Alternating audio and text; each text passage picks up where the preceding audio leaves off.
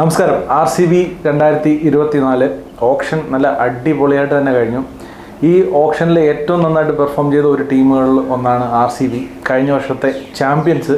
ഈ വർഷം കുറച്ചും കൂടെ ഫൈൻ ട്യൂൺ ചെയ്യാനുള്ളായിരുന്നു അവരുടെ ടീമിൽ. ബാക്കിയെല്ലാം പെർഫെക്റ്റായിട്ട് തന്നെ ഉണ്ടായിരുന്നു. അപ്പോൾ അതുകൊണ്ട് തന്നെ ആ ഒരു ഫൈൻ ട്യൂണിങ് അവർ പെർഫെക്റ്റായിട്ട് ഈ ഒരു ഓപ്ഷനിൽ ചെയ്തു. മറ്റ് ടീമുകളിലൊക്കെ അപേക്ഷിച്ച് നല്ല രീതിയിലുള്ള ഒരു ഓപ്ഷനായിരുന്നു RCB സംബന്ധിച്ച്. ഇപ്പോൾ കഴിഞ്ഞ വർഷത്തെ ചാമ്പ്യൻ എന്ന് പറയുമ്പോഴത്തേക്ക് ഈ 2026 പോകുമ്പോഴത്തേക്ക് അവരെ സംബന്ധിച്ച് ഇപ്പോൾ കഴിഞ്ഞ വർഷം കളിച്ചപ്പോഴുള്ളൊരു പ്രഷറോ അല്ലെങ്കിൽ കപ്പടിക്കാത്ത ടീം അല്ലെങ്കിൽ ഈ സാല കപ്പ് എന്നൊക്കെ പറഞ്ഞിട്ടുള്ള ട്രോളും കളിയാക്കലിലും ഒന്നുമില്ല.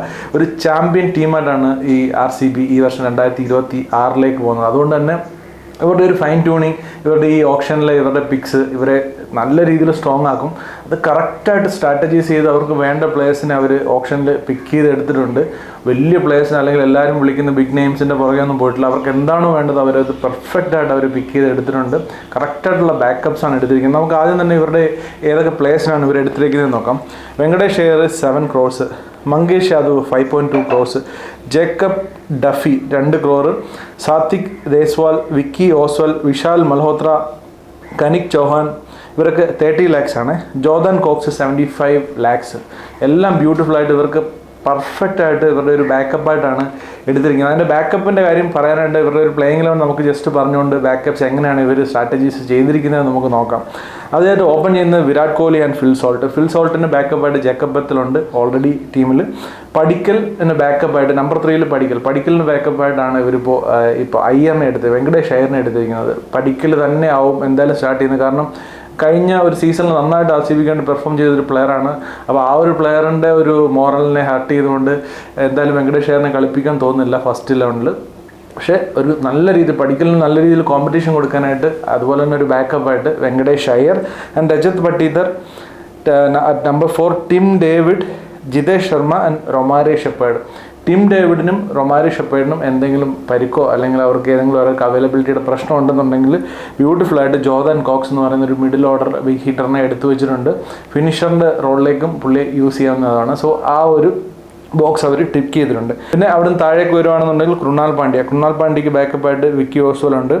ഭുവനേശ്വർ കുമാർ, ജോഷ് ഹേസൽവുഡിന് ഇപ്പോൾ ഒരു ഇഞ്ചറി പോണായതുകൊണ്ട് തന്നെ അതുപോലെ തന്നെ അവൈലബിലിറ്റിയുടെ പ്രശ്നം എന്തെങ്കിലും ഉണ്ടാവുകയാണെന്നുണ്ടെങ്കിൽ ജേക്കബ് ഡഫി, ജോഷ് ഹേസൽവുഡിൻ്റെ ബാക്കപ്പായിട്ടുണ്ട്.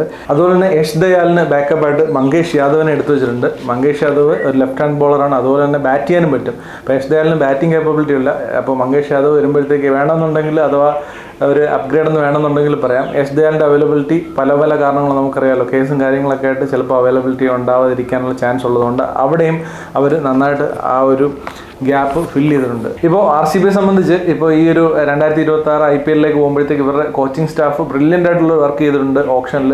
അതുപോലെ തന്നെ കഴിഞ്ഞ വർഷം നമ്മൾ കണ്ടതാണ് എങ്ങനെയാണ് റിസോഴ്സിനെ അവർ പ്രോപ്പറായിട്ട് യൂസ് ചെയ്യുന്നത്. അതിനകത്ത് അവരുടെ ക്യാപ്റ്റൻ രജത് പട്ടീദറിൻ്റെ കോൺട്രിബ്യൂഷൻ പറഞ്ഞേ പറ്റത്തുള്ളൂ. കാരണം രജത് പട്ടീദറാണ് കഴിഞ്ഞ വർഷം ഈ ഒരു IPL സ്റ്റാർട്ട് ചെയ്തപ്പോൾ ഞാൻ ഈ ഒരു ടീമിൻ്റെ സ്പിൻ ഡിപ്പാർട്ട്മെൻറ്റിനെ പറ്റി അതുപോലെ തന്നെ ഫിനിഷേഴ്സ് ആയിട്ടുള്ള ഷെപ്പേർഡിനെ പറ്റിയും അതുപോലെ തന്നെ ടിം ഡേവിഡിനെ പറ്റിയിട്ടൊക്കെ ഉള്ളൊരു ഡൗട്ട്സ് പറഞ്ഞിരുന്നു. പക്ഷേ അതെല്ലാം അലൈനായിട്ട് വന്നു. RCB സംബന്ധിച്ച് രജത് പട്ടീദറിൻ്റെ ക്യാപ്റ്റൻ ചെയ്യാൻ ഒരു വലിയ പങ്ക് വഹിച്ചിട്ടുണ്ട്.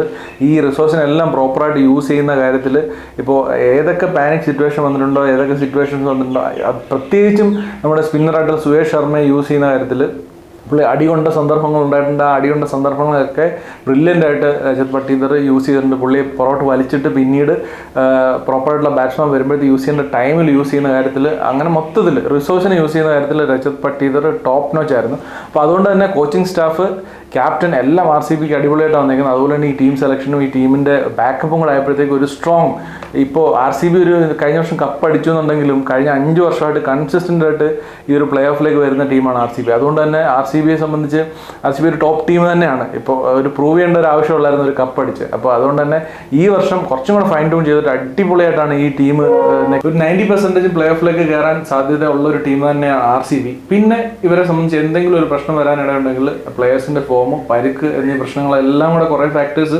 ഒരുമിച്ച് ഇവർക്ക് നെഗറ്റീവായിട്ട് വരുവാണെങ്കിൽ മാത്രമേ ഉള്ളൂ ഇവരെ സംബന്ധിച്ച് വെറിയാനായിട്ടുള്ളത്. അല്ലാതെ എല്ലാ ബോക്സസും ടിക്ക് ചെയ്തിട്ടാണ് RCB ഇരിക്കുന്നത്. ഇപ്പോൾ ഹേസൽവുഡ് കഴിഞ്ഞ വർഷം RCB കപ്പടിക്കുന്നതിൽ ഏറ്റവും പ്രധാനപ്പെട്ട പങ്ക് വഹിച്ച ഒരു ഫാക്ടറാണ് ഹേസൽവുഡ്. ഇപ്പോൾ ആഷസ് കളിക്കുന്നില്ല. അപ്പോൾ ഹേസൽവുഡിൻ്റെ അവൈലബിലിറ്റി ശരിക്കും ഇവരെ സംബന്ധിച്ച് ഒരു വലിയ ഫാക്ടർ തന്നെയാണ്.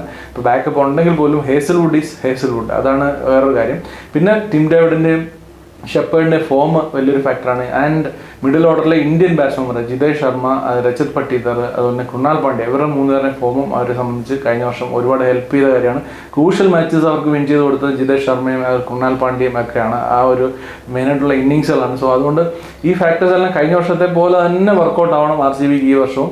ബാക്കിയുള്ള ടീമുകളെല്ലാം വെച്ച് നോക്കുമ്പോഴത്തേക്ക് പക്ഷേ ഇവർ സ്ട്രോങ് ആയിട്ട് തന്നെയാണ് തോന്നുന്നത്. എല്ലാ ബോക്സസും ടിക്ക് ചെയ്തിട്ട് നല്ല സെറ്റായിട്ടിരിക്കുന്നത്. പിന്നെയും ഒരു ചെറിയൊരു നെഗറ്റീവ് പറയാനുള്ളത് വീണ്ടും ആ സ്പിൻ ഡിപ്പാർട്ട്മെൻറ്റ് തന്നെയാണ്. സുരേഷ് ശർമ്മ ഒരു പക്ഷേ ഫോമായിട്ട് ആവുകയാണെന്നുണ്ടെങ്കിൽ, അല്ലെങ്കിൽ അവൈലബിലിറ്റിയുടെ പ്രശ്നം ഉണ്ടാവുകയാണെന്നുണ്ടെങ്കിൽ, അല്ലെങ്കിൽ ഒരു ബാഡ് സീസൺ ഇവർക്ക് ആർക്കെങ്കിലും ഒരാൾക്ക് കൃണാൽ പാണ്ഡ്യക്കോ സുരേഷ് ശർമ്മയ്ക്കോ ഉണ്ടാവുകയാണെന്നുണ്ടെങ്കിൽ ബാക്കപ്പ് കുറച്ച് കമ്പാരിറ്റീവ്ലി എക്സ്പീരിയൻസ് കുറഞ്ഞ ആൾക്കാരാണ് ബാക്കപ്പിലേക്കുള്ളത് എന്നുള്ളൊരു പ്രശ്നമുണ്ട്.